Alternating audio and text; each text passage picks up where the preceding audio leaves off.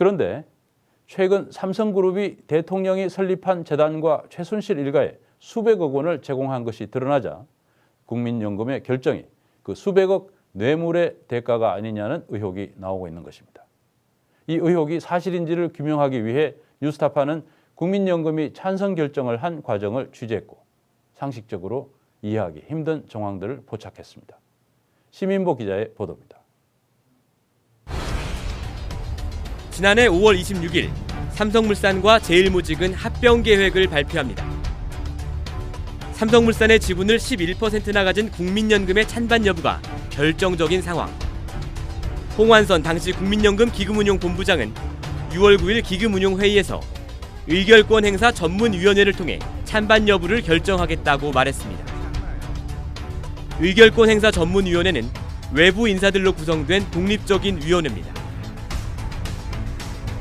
그러자 삼성은 복수의 의결권 행사 전문위원들과 개별적인 접촉을 통해 로비를 시도했습니다. 자료를 주겠다는 제안이 있었습니다. 자료 주고 설명을 하겠다는 제안이 있었습니다. 예. 그래서 그 좋은 자료면 공단을 통해서 전달해 달라라고. 관장을 만나는 것이 적당하지 않죠. 예. 자료를 개인에게 줍니까? 그거를 공식적으로 전달해서 위원들이 검사를 해야지. 이러한 개별 접촉의 결과 삼성은 의결권 행사 전문위원회에서는 합병안 통과가 어려울 것이라고 판단한 것으로 전해졌습니다. 그러자 홍완선 본부장은 기존의 입장을 바꿔 매우 이례적인 결정을 내립니다. 의결권 행사 전문위원회가 아닌 국민연금 내부 임직원으로만 구성된 투자위원회에서 찬반 여부를 결정하기로 한 겁니다. 그렇게 해서 열린 투자위원회. 당시 회의록을 보면 일부 위원들조차 이례적인 상황에 대해 당황스러워하는 분위기가 그대로 나타납니다. 오늘 안건을 투자위원회에서 찬반을 의결하고자 하는 것인지 아니면 의결권 행사 전문위원회 부의 여부를 결정하는 것인지 그 취지와 근거를 확인해 주시기 바랍니다. 네, 과거에는 담당 부서에서 찬성, 반대, 전문위원회 부의 등을 1차적으로 결정해서 투자위원회 부의를 했지만 이번 건은 안건의 중요성과 책임성을 고려해서 찬성, 반대, 중립 또는 기권의 의사 결정을 의원님들에게 묻는 것입니다. 평소와는 달리 담당 팀의 의견을 묻지 않은 사실 역시 회의록을 통해 드러났습니다. 이상한 일은 이뿐만이 아닙니다. 투자위원회를 아흘에 앞둔 7월 1일 홍완선 기금운용본부장은 인사 발령을 냅니다. 이 발령으로 투자위원회 위원 12명 가운데 1명이 다른 사람으로 바뀝니다. 이때 교체된 윤모 실장은 뉴스타파와의 통화에서 당시 인사 발령이 정기 인사가 아니었으며 매우 갑작스럽게 이루어졌다고 말했습니다. 한 가지 분명한 건요. 네. 굉장히 급작스러운 인사였습니다. 실무자도 아니고 네. 실장은 간부급인데 네. 간부급 인사 발령 낼 때는 그래도 뭐 하루 이틀 전에라도 인사권자를 불러서 네. 좀 여차여차하니 가서 좀 수고 좀 하든지 네.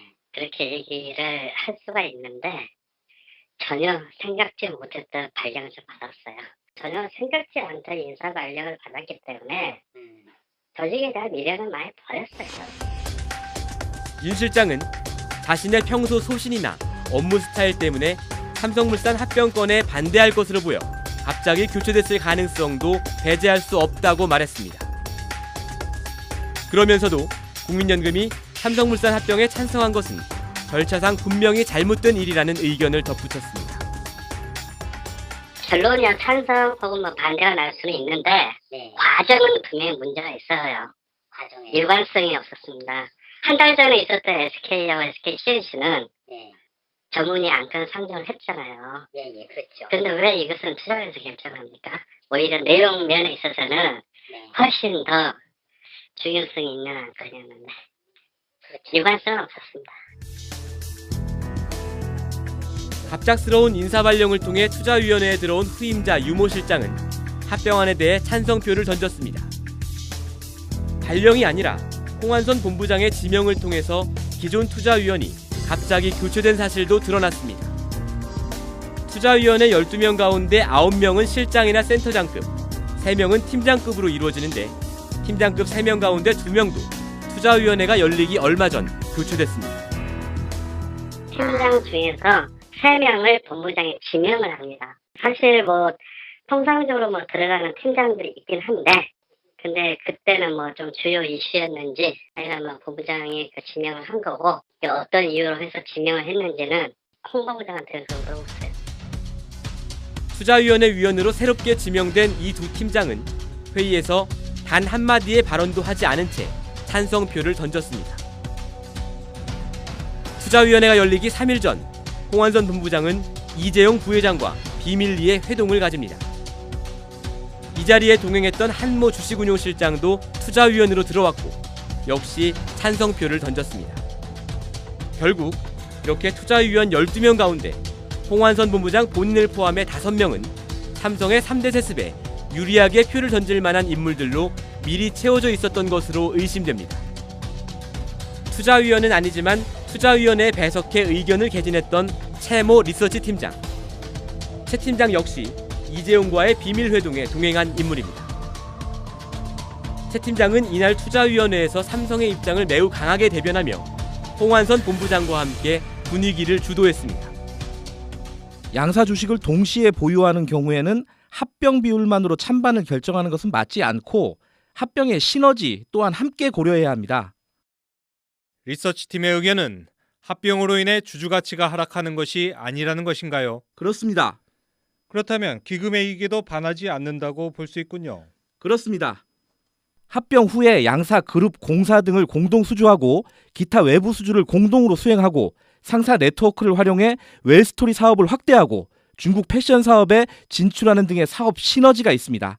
상사 부문을 제외한 사업 부문에서 추가적인 10% 이상의 매출 성장이 기대되며 이로 인한 가치 증대는 2조 원 이상인 것으로 추산됩니다. 홍완선 본부장과 채모 팀장이 주도하는 분위기 속에서 합병에 대한 찬성안이 국민연금에게 매우 불리한 비율로 통과됐습니다. 당시 회의 참고 자료로 제출된 보고서에는 삼성에게 유리하게 해석될 수 있는 오류도 발견됐습니다. 삼성물산의 2014년 영업이익이 2,700억 원으로 표시되어 있는 그래프. 그러나 실제 영업이익은 5천억 원 이상이었습니다. 개인 투자자도 쓰지 않을 엉터리 보고서가 국민연금 투자위원회에 제출됐고 회의록을 보면 누구도 이런 사실을 지적하지 않았습니다. 이 오류는 삼성물산의 가치를 더 낮게, 제일모직의 가치를 높게 평가해야 하는 이재용 일가의 이해관계에 부합하는 내용입니다. 국민연금의 결정으로 삼성물산 주식이 단 한 주도 없던 이재용 씨는 삼성물산을 차지했고 삼성물산이 갖고 있던 삼성전자 지분 4%도 지배하게 됨으로써 사실상 삼성그룹 전체를 소유할 수 있게 됐습니다. 검찰은 지난 23일 삼성그룹의 미래전략실과 국민연금 기금운용본부를 압수수색했습니다. 국민연금이 왜 손해를 무릅쓰고 삼성물산과 제일모직의 합병에 찬성했는지, 그 결정에